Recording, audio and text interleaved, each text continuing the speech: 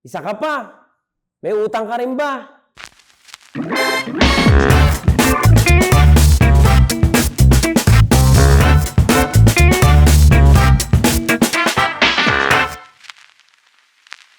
Ayan, oh.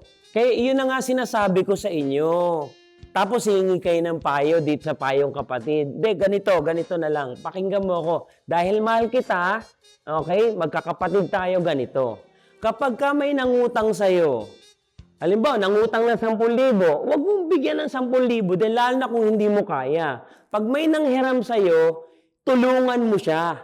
Ibig ko sabihin, pag may nangutang, huwag mo siyang pautangin, naaasahan mo pa na maibabalik niya yung inutang. Hindi ba?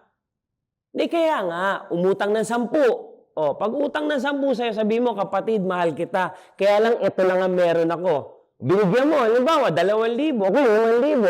Pag binigyan mo na ng ganung halaga, huwag ka nang umasa na may ibabalik niya yon. Ipag-pray mo na lang siya kasi matindi nga yung pinagdadaanan niya eh. Baon nga siya sa utang, di ba? Tulong na natin yun bilang Kristiyano. Di ba? O ngayon, iyak-iyak ka. Sinasabi ko sa'yo, sige, ha? O kita tayo. Sige. Okay. God bless you, kapatid. Sinasabi, nandiyan ka pala.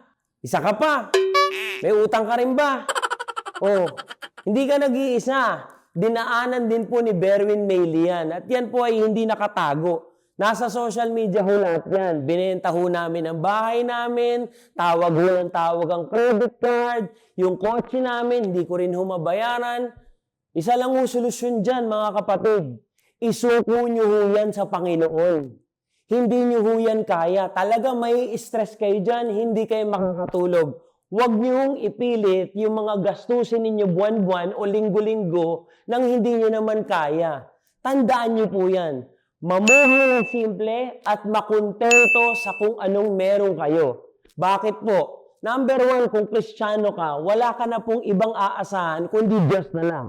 Yan ay kung totoong Kristiyano ka. Ngayon, pagka hindi, sabi nga in the Bible, examine yourself, di ba? Diba? Test yourself, sabi ganun. Ngayon, examine mo kasi baka mamaya, naghahangad ka pa ng mas masaganang buhay. Alam mo yung masaganang buhay, bonus yun ng Panginoon. Pag alam ng Diyos na okay ka sa konti at nagtitiis ka at kontento ka at namumuhay ng simple at yung puso mo ay okay na, yan!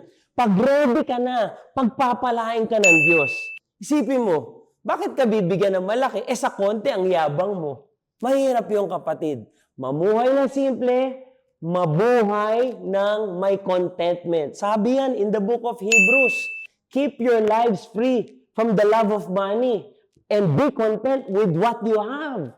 Diba? Huwag mo masyadong isipin yung pera. Dadaan lang yan sa'yo. Palamuti lang yan sa ating buhay o sa ating katawan. Keep your lives free from the love of money and be content with what you have. Bakit ka makokontento? Kung totoong Kristiyano tayo, alam mo, kadugtong dyan sa salitang yan, sa talatang yan, that the Lord, God, will never leave you nor forsake you. Hindi ka iiwan ni Lord.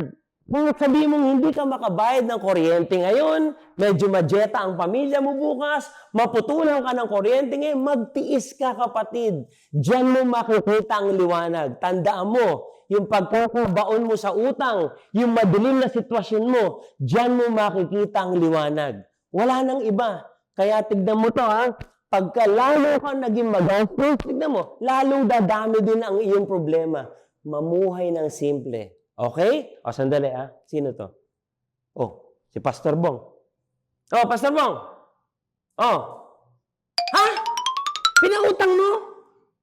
Kala ko naman pinautang mo. Kausap ko lang kanina. Okay. Binigyan mo na lang. Yan. Sige. Tama po yan, Pastor Bong. Opo. Yan po rin yung in-advise ko kasi yan din po yung tinuro nyo sa akin, di ba? Opo, Pastor Bong. Idol ko po kayo eh. Yahoo! Sige po, bye-bye. Yun na, sige na. Ang haba na ng payo ko. Sige na, bye-bye na, ha?